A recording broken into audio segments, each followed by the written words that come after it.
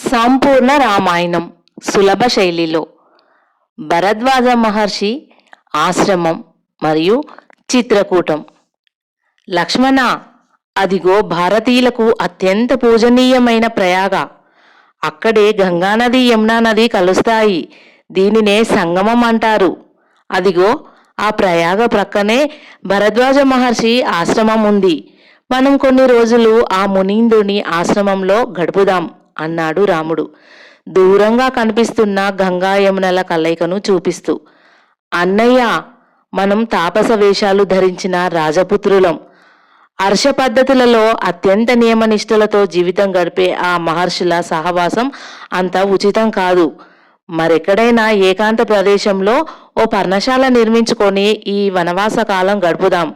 అతి మనోహరమైన ఈ అరణ్య భూముల్లో మా వదినే మునిపత్నులతో కలిసి ఉపవాసాలు చేస్తూ శుష్క జీవితం గడపకూడదు అన్నాడు లక్ష్మణుడు. రాముడు లక్ష్మణుని మాటలకు నొసలు చిట్లించి చిరునవ్వుతో సీత వైపుగా చూశాడు. ఆర్యపుత్ర, లక్ష్మణుడు మన బిడ్డలాంటి వాడు. పుత్రుని అభిమతాన్ని గౌరవించడం తల్లిదండ్రుల ధర్మం అంది సీత ఓరగా రాముణ్ణి చూస్తూ. సరి తల్లి కొడుకుల మాటలు ఒకటే అయినప్పుడు ఇక నేనేం చెయ్యను, అలాగే అన్నాడు రాముడు నవ్వుతూ. ఆ విధంగా సరస వినోదంగా మాట్లాడుకుంటూ మార్గాయసం తెలియకుండా సీతారామ లక్ష్మణులు మరికొంచెం సేపటికే ప్రయాగ తీర్థం వద్దకు చేరుకున్నారు. ఆ పుణ్యతీర్థంలో ముగ్గురు స్నానం చేసి గంగా యమునలకు నమస్కరించి ముందుకు సాగిపోయారు. గురుదేవ, ఎవరో కొత్త మునికుమారులు ఒక మునికన్యను వెంటబెట్టుకొని మన ఆశ్రమానికేసి వస్తున్నారు అని భరద్వాజులతో ఒక శిష్యుడు వచ్చి చెప్పాడు. తపో సాధనకు కూర్చోబోతున్న భరద్వాజ మహర్షి ఆ శిష్యుణ్ణి వింతగా చూస్తూ, ఏమిటి, ఒక మునికన్యను వెంటబెట్టుకొని ఇద్దరు మునికుమారులు మన ఆశ్రమానికి వస్తున్నారా? వారెవరో తెలుసుకున్నావా అని అడిగాడు. నేను వారి దగ్గరకు వెళ్ళలేదు గురుదేవా, దూరం నుండే చూసి వచ్చాను. ఆహా, ఆ ఇద్దరు మునుల తేజస్సులు ఏమని చెప్పమంటారు? అందులో ఓ వ్యక్తి ఆజానుబాహుడు, నీల నీరద గంభీర ప్రశాంత స్వరూపుడుగా కనిపిస్తున్నాడు. అతని చేతిలో బాణం, భుజాన పెద్ద విల్లు ఉన్నాయి. వారి వెనక వస్తున్న మునిపుత్రిక జగదేక సౌందర్యంతో ప్రకాశిస్తూ సాక్షాత్తు శ్రీ లక్ష్మీదేవిలా ఉంది అన్నాడు ఆ శిష్యుడు. తన శిష్యుని మాటలకు ఆశ్చర్యపోతూ భరద్వాజ మహర్షి కొన్ని క్షణాలు కళ్ళు మూసుకున్నాడు. ఆ మునీంద్రుని ముఖంలో ఆనందరేఖలు తాండవించాయి. మనం చాలా అదృష్టవంతులం నాయనా. దానవ సంహారార్థం అవతరించిన శ్రీరామచంద్రమూర్తి తానే స్వయంగా మన ఆశ్రమానికి వస్తున్నాడు. ఆ సూర్యవంశ శ్రేష్ఠుని వెంట ఉన్నది లోకమాత అయిన సీతాదేవి, మహాధర్మాత్ముడైన లక్ష్మణుడు. మన విశ్వామిత్రుని యజ్ఞం సంరక్షించింది వీరే. ఈ రాజపుత్రుల చేతుల్లోనే తాటకి హతమారింది. సుబాహుడు హతమయ్యాడు, మారీచుడు పలాయనం సాగించాడు అని అన్నాడు భరద్వాజుడు సంతోషం ధ్వనిస్తున్న కంఠస్వరంతో. అలాగా గురుదేవా, వీరు రాజపుత్రులా అన్నాడు ఆ శిష్యుడు. అవును, ముందు మన వాళ్ళందరినీ సిద్ధం చెయ్యి. తమ్ముడితో భార్యతో కలిసి మన ఆశ్రమ భూమిని పావనం చేస్తున్న శ్రీరామచంద్రునికి స్వాగతం చెప్పి తీసుకువద్దాం అన్నాడు భరద్వాజ మహర్షి దర్భాసనం నుండి లేస్తూ.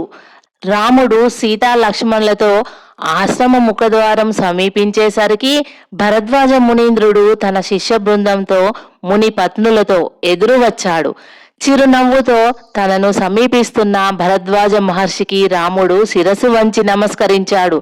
సీతా లక్ష్మణులు కూడా నమస్కరించారు. భరద్వాజ మహర్షి ఆ ముగ్గురిని దీవించి, రామ, భూపుత్రితో సౌమిత్రితో కలిసి నువ్వు మా బోటి సామాన్య ముని వాటికలకు రావడం మా అదృష్ట విశేషం.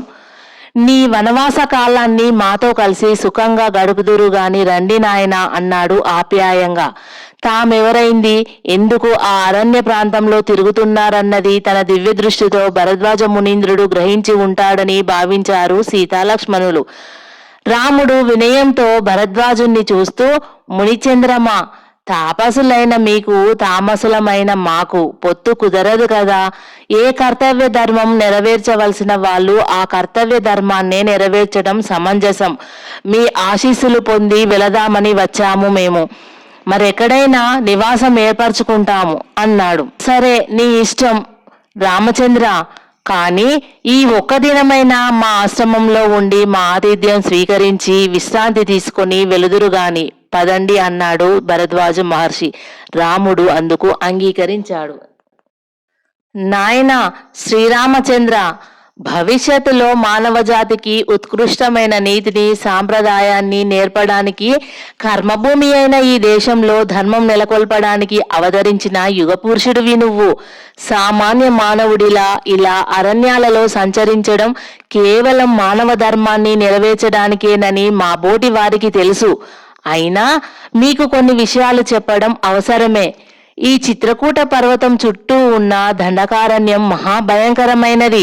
వేల కొద్ది రాక్షసులు ఈ దండకారణ్యంలో నివసిస్తూ ఉన్నారు. ఈ అరణ్యాలలోని మృగాలను, వాటితో పాటు మునులను కూడా ఆ రాక్షసులు ఆరగిస్తూ ఉంటారు.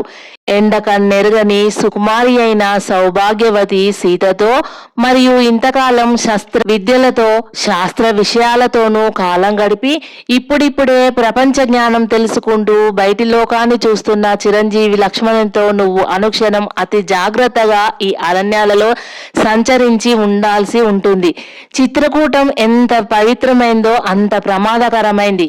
ఈ పర్వతం చుట్టూ ఉన్న దండకారణ్యంలోనే అత్రి మహాముని అనసూయాదేవి శిష్య బృందాలతో కలిసి ఆశ్రమం నిర్మించుకొని ఉన్నాడు. అగస్త్య మునీంద్రుడు కూడా ఇక్కడే ఉన్నాడు. ఆ మహనీయుడు ఇప్పుడు సత్రయాగం అనే మహాయాగాన్ని చేస్తున్నాడు.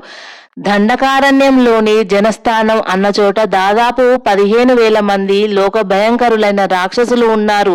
వారందరూ బ్రహ్మ వల్ల వరాలు పొందిన వాళ్లే. చిత్రకూటానికి దండకారణ్యానికి సంబంధించిన విశేషాలు ఇవి. ఇక నీకు ఎక్కడ నివాసయోగ్యం అనిపిస్తే అక్కడ పర్ణశాల నిర్మించుకొని సుఖంగా ఉండు. దారిలో అత్రి మహామునిని, అగస్త్య మహామునిని సందర్శించి ఆ ముని కులపతుల ఆశీస్సులు పొందు అన్నాడు భరద్వాజ మహర్షి వాత్సల్య దృష్టిలతో రాముణ్ణి చూస్తూ. సీత లక్ష్మణులు రామునికి చెరవు వైపుగా నిల్చుకొని ముకులిత హస్తులై ఉన్నారు. అప్పటికి సూర్యోదయమైంది. బాలభాస్కరుని అరుణ కిరణాలు ఆశ్రమంలోని పర్ణశాలల మీద, పచ్చని చెట్ల మీద పడి వింత వింత బంగారు పూత పూసినట్లు ఆ ప్రాంతాలను శోభాయమానం చేస్తున్నాయి. రాముడు భరద్వాజ మహర్షి చెప్పిన మాటలకు సంతోషిస్తూ, మునీంద్ర, మీరు ఆనతిచ్చినట్లే చేస్తాను. అగస్త్య మునీంద్రుని దర్శనం చేసుకోవాలని నేను ముందే నిశ్చయించుకున్నాను. వారు మా గురుదేవులైన వశిష్ఠ విశ్వామిత్రులకు అత్యంత పూజనీయులైన ఆప్తమిత్రులు. మీరు కూడా మాకు గురుతుల్యులు అన్నాడు. మంచిది, ఇక మీరు సుఖంగా ప్రయాణం కొనసాగిస్తూ క్షేమంగా అగస్త్య మహర్షి ఆశ్రమం చేరుకోండి అన్నాడు భరద్వాజుడు. రాముడు సీతా లక్ష్మణులతో మరోమారు భరద్వాజ మునీంద్రునికి ప్రణామాలు చేసి ఆ మహర్షి ఆశీస్సులు అందుకొని అక్కడి నుండి బయలుదేరాడు. దారిలో భరద్వాజ మహర్షి తమ పట్ల ప్రవర్తించిన తీరును, రాత్రి ఆయన తన దివ్య స్మరణతో సృష్టించి ఇచ్చిన ఆతిథ్యాన్ని గురించి చర్చించుకుంటూ సీతారామ లక్ష్మణులు చిత్రకూట పర్వత సానువుల్లో ప్రయాణం కొనసాగించనారంభించారు. ఆహ్లాదకరమైన ఆ ప్రకృతిని చూస్తూ సీత ఆనంద పారవశ్యంలో ఓలలాడసాగింది. రాముడు లక్ష్మణునితో అనేకములైన ధార్మిక విషయాలు చర్చిస్తూ ఆయా ప్రదేశాలలో ఎదురయ్యే వింతలను చూస్తూ మధ్యాహ్నం వేళకు అత్రి మహాముని ఆశ్రమానికి చేరుకున్నాడు. అత్రి మహామునీంద్రుడు అనసూయాదేవితో కలిసి సీతారామ లక్ష్మణులకు ఎంతో ప్రేమగా గౌరవంగా స్వాగతం చెప్పి తన ఆశ్రమంలోనికి తీసుకువెళ్ళాడు.